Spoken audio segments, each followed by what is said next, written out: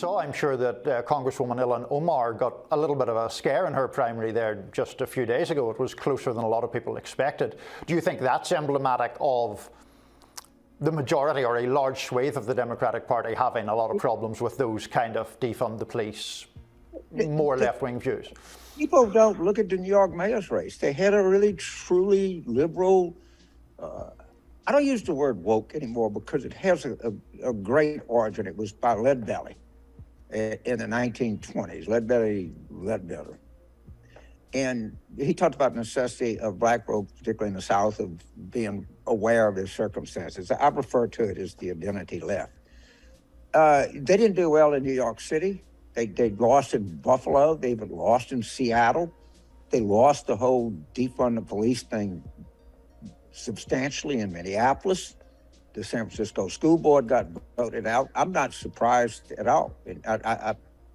Not at all that she didn't do very well, because that's really not what the Democratic Party or the Democratic voters are at all. And they just have contempt.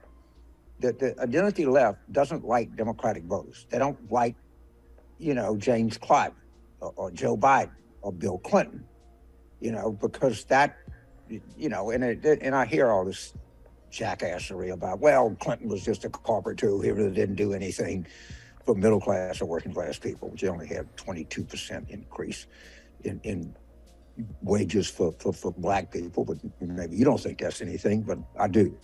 And they just repeat the same nauseating stuff all the time.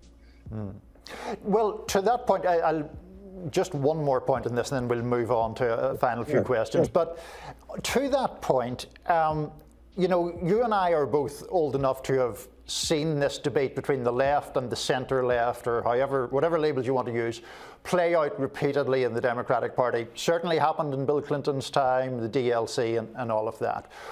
One of the arguments that the left frequently makes is more radical or activist positions will engage more voters, will persuade voters who don't normally vote to come to the polls. And so it is therefore wrong to criticize their positions as being an electoral drag.